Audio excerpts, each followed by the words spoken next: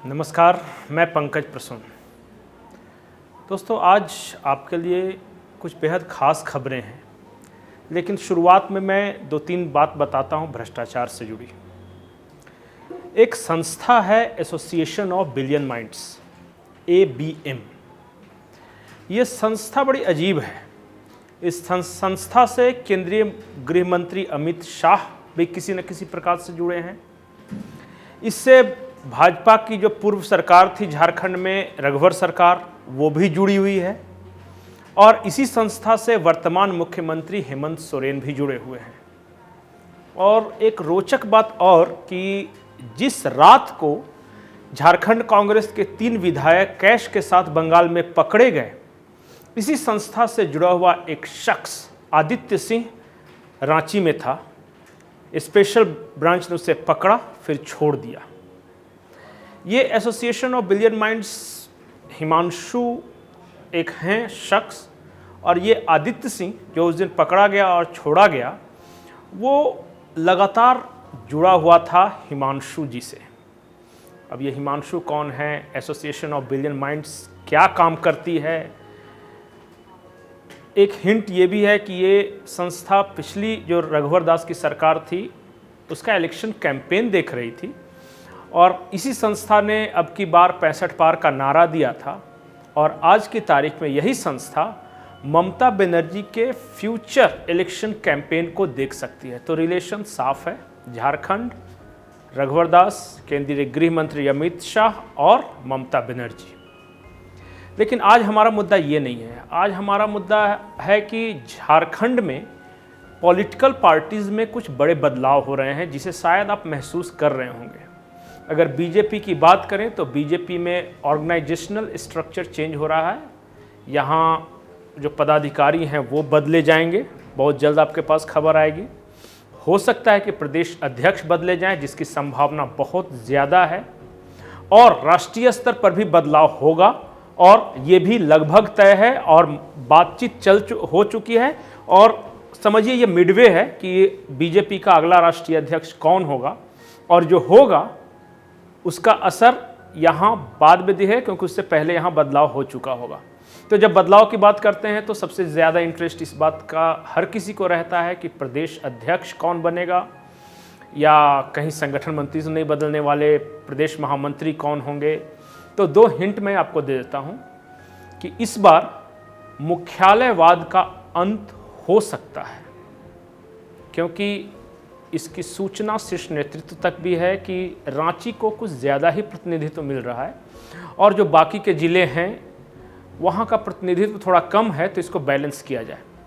दूसरी एक चर्चा ये है कि जो बीजेपी की जो छवि झारखंड में बन गई है कि बाहरी पार्टी या फिर बाहरी लोगों की पार्टी, तो इसे बदलने के लिए यहाँ मूलवासी और आदिवासी का एक कम्बिनेशन आजमाया जा रहा है। अगर मुख्यमंत्री आदिवासी होगा तो प्रदेश अध्यक्ष मूलवासी, और अगर प्रदेश अध्यक्ष मूलवासी होगा तो प्रदेश अध्यक्ष अगर आदिवासी होगा तो मुख्यमंत्री का जो होगा उम्मीदवार वो मूलवासी।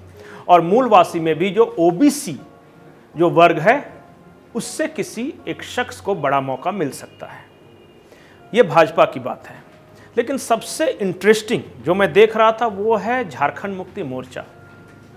कई लोग आप लोग सोच रहे हो कि झारखंड मुक्ति मोर्चा में तो मुख्यमंत्री हेमंत सोरेन हैं और उसमें तो बहुत ज़्यादा बदलाव की उम्मीद है नहीं।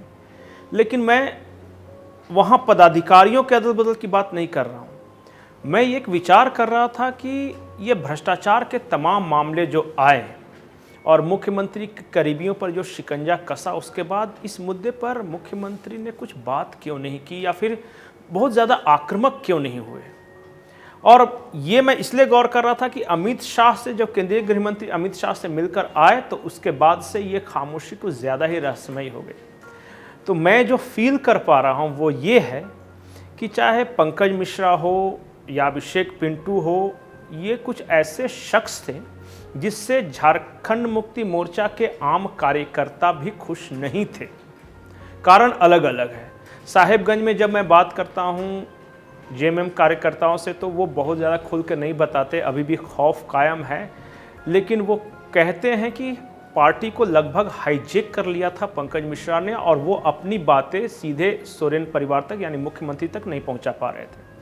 अगर रांची की बात करूं तो कई विधायक हों, वरिष्ठ कार्यकर्ता हों, वो पिंटू के बीच रास्ते से हट जाने से इसलिए खुश हैं कि अब मुख्यमंत्री तक उनकी पहुंच शायद आसान हो जाए और वो अपनी पीड़ा रख सकें। वो मानते हैं कि पिंटू शायद बाधा थे।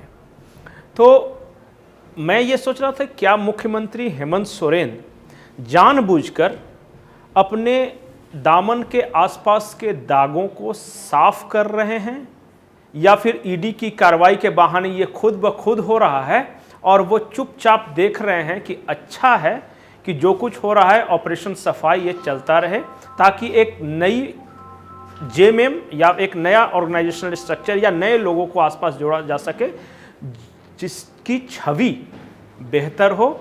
और आमतौर पे बातचीत भी होती है कि मुख्यमंत्री हेमंत सोरेन तो अच्छे हैं लेकिन उनके आसपास के कुछ बाहरी लोग गड़बड़ हैं। अब रही बात कांग्रेस की बात करें तो कांग्रेस में इस वक्त जो सबसे बड़ा मुद्दा है वो ये है कि कांग्रेस का क्या होगा। वो एक रहेगी, टूटेगी? मंत्रिमंडल में अगर बदलाव होगा तो कौन मंत्री बनेगा, कौन नहीं?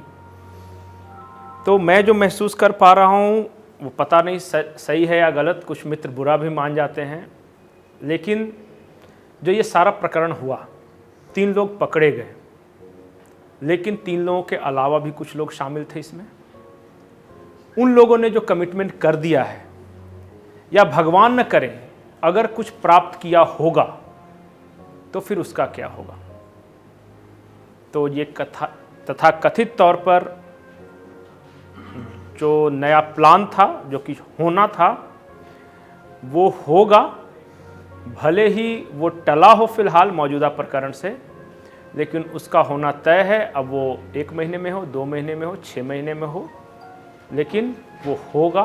और ये लगभग तय है कि कुछ लोग आज भी आपस में संपर्क में हैं। अब जो होगा वो तो आपके सामने आएगा। नमस्कार।